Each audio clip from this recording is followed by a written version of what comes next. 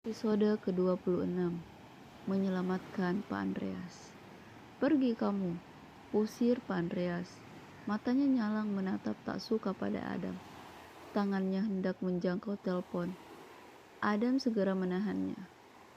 Hentikan pikiran Anda untuk memanggil security. Itu takkan cukup kalau aku berniat membunuh Anda.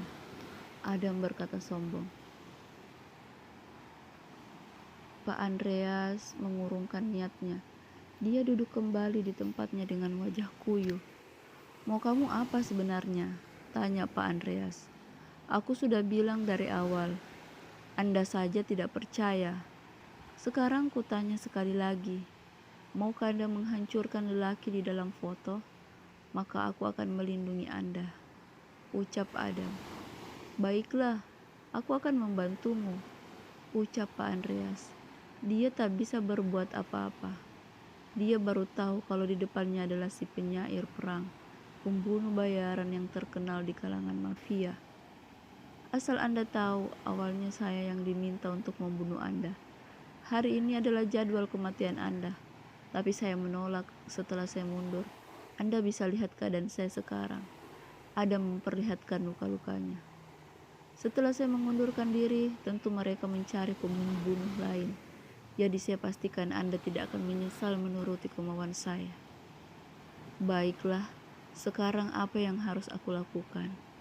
Tanya Pak Andreas. Wajahnya masih terlihat sedikit takut. Terserah bagaimana cara Anda. Yang penting aku mau dia hancur. Kata hancur silahkan Anda maknai sendiri.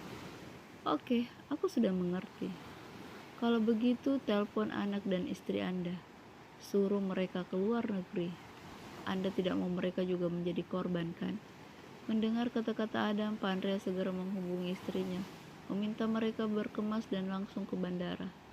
Puspa, tolong pesankan penerbangan hari ini ke Singapura untuk istri dan anak-anak saya. Kode booking langsung kirim ke WA ibu, pesan Pak Andreas kepada sekretarisnya. Iya Pak. Setelah Pak Andreas menyudahi panggilan teleponnya dengan Puspa, dia lalu bertanya kepada Adam. Selanjutnya bagaimana? Anda ikut saya untuk sementara waktu sampai mereka tak lagi menargetkan Anda. Adam segera melangkah keluar ruangan. Pak Andreas segera mengikuti Adam. Selama berjalan, Adam dan Pak Andreas seperti orang yang tidak saling kenal. Hingga Pak Andreas keluar dari gedung, Adam mendekati dan menyuruhnya ke tempat parkir. Saat akan ke tempat parkir, nampak dari depan gedung terjadi keributan. Sepasang muda-mudi sedang bertengkar. Melihat hal itu, Pak Andreas mengurungkan niatnya ke mobil. Dia ingin melerai keduanya. Hei, bikin apa kalian? Sana, bubar, teriak Pak Andreas. Melihat Pak Andreas datang, keduanya berhenti bertengkar. Nampak si wanita menangis dan ingin mengadu ke Pak Andreas. Ketika jarak mereka tinggal setengah meter, wanita itu mengeluarkan pisau dan segera menusuk Pak Andreas. Untungnya Adam datang tepat waktu. Dia langsung menahan tangan wanita itu. Lelaki yang melihat Adam segera menyerang Adam. Untung saja Adam bisa menghindar. Perkelahian tak bisa dielakkan. Lelaki dan wanita menyerang bersamaan. Adam dengan cekatan menangkis serangan. Tak butuh waktu lama, dua orang berhasil dilumpuhkan oleh Adam. Pak Andreas dapat diselamatkan. Tak berapa lama, polisi sudah berada di TKP. Adam memegang dan meminta bantuan Aibtu Wawan untuk membantunya membongkar organisasi pembunuh bayaran. Tentu Adam tak menjelaskan kalau dia pernah menjadi salah satu anggota. Aibtu Wawan meminta kedua tersangka diinterogasi oleh anak buahnya. Adam juga mengenalkan Wawan kepada Pak Andreas. Setelah berbincang cukup lama, Wawan pamit karena harus menyelesaikan tugas yang lain. Kami berjanji akan menyelidiki dan membongkar organisasi yang sangat meresahkan masyarakat. Saya juga meminta agar Bapak tidak keluar negeri untuk sementara waktu, setidaknya sampai penyelidikan selesai. Aibtu Wawan mengingatkan Pak Andreas. Siap Pak. Aibtu Wawan dan rekannya membawa kedua tersangka ke kantor polisi. Mereka akan memulai penyelidikan dari situ. Terima kasih, tanpa kamu mungkin aku sudah mati. ucap Pak Andreas. Sama-sama, jangan lupa janji Anda. Adam menagih Pak Andreas. Tentu saja, kamu tak usah khawatir, ucap Andreas. Kalau begitu mari ikut saya. Anda belum aman, setidaknya sampai para otak pembunuh Anda ditangkap. Adam mempersilahkan Pak Andreas jalan terlebih dahulu. Mereka bersama-sama ke tempat parkir. Setelah sepakat, Adam dan Pak Andreas menggunakan mobil Pak Andreas untuk pulang. Dia tak suka naik ke mobil orang lain. Keduanya masuk ke dalam mobil Pak Andreas. Adam bertindak sebagai sopir. Tak menunggu lama, mobil segera melaju. Adam membawa Pak Andreas ke sebuah apartemen supaya dia tidak mudah terlacak. Tidak mungkin kalau mereka hanya menyiapkan 2 orang untuk membunuh Pak Andreas. Di dalam mobil, Pak Andreas banyak bertanya kepada Adam. Kenapa kamu sampai berubah pikiran tak ingin menerima misi itu? Sebenarnya aku begini karena istriku. Awalnya aku ingin berhenti setelah aku membunuh Anda. Hanya saja istriku selalu mendapat ancaman dan pembunuhan, membuat kami tidak tenang. Belum lagi aku melihat ketulusan istri Anda. Walaupun dia tahu Anda berselingkuh, dia tetap mendampingi. Jelas Adam. Pak Andreas hanya mengangguk. Dia tidak menyangka jika Adam sudah mencari tahu dirinya begitu detail. Saat keduanya larut dengan pikiran masing-masing, tiba-tiba dor Adam dan Pak Andreas terlonjak ke depan. Mobil mereka ditabrak oleh seseorang dari belakang.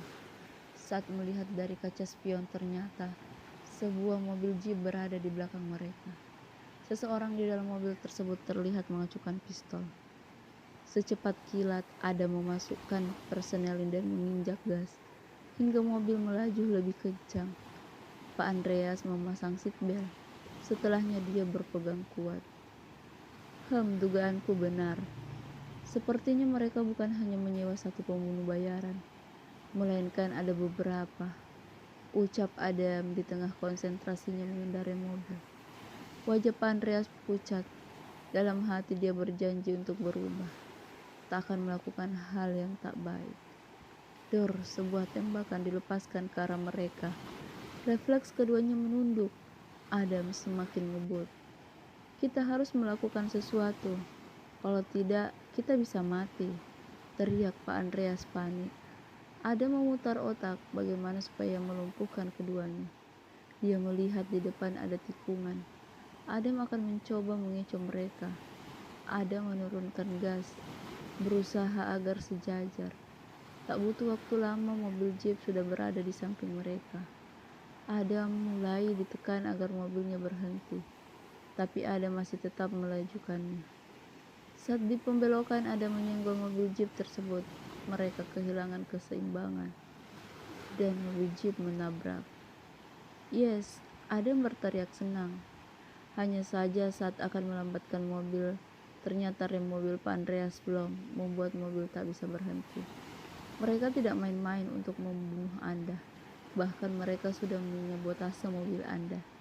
Jika kita selamat, selidiki siapa yang merusak rem Anda, ucap Adam di tengah kepanikan. Wajah Pak Andreas yang tadinya sudah cerah kembali pucat. Dia mempererat pegangan. Dia sudah menebak satu-satunya cara agar mereka selamat itu mereka harus menabrakkan diri. Adam tak lagi menginjak gas. Dia mencari cara agar mereka bisa berhenti tanpa terluka. Dia konsentrasi mengemudi, berharap tak ada mobil di depan mereka, sehingga Adam tak perlu memakai rem. Sayangnya jalan yang mereka lalui penurunan. Itu malah membuat Adam ekstra hati-hati. Di sebuah tikungan ternyata ada mobil yang sedang mogok. Dari arah berlawanan juga terdapat mobil yang sedang melaju kencang. Adam dengan cepat menginjak gas. Hanya sesilat setelah mereka melewati mobil mogok, mobil dari arah berlawanan juga melewati tempat itu. Adam dan Pak Andreas bernapas lega. Mereka kali ini masih selamat. Pegangan yang kuat perintah Adam. Pak Andreas berpegang dengan 2 jari. Nampak di sisi Pak Andreas kebun jati. Adam membanting setir ke arah kebun jati tersebut. Sebelum mereka menabrak pohon, Adam melakukan drifting. Dia memutar setir dan menarik rem tangan, membuat mobil berputar 180 derajat. hingga yang menabrak pohon jati adalah pantat mobil.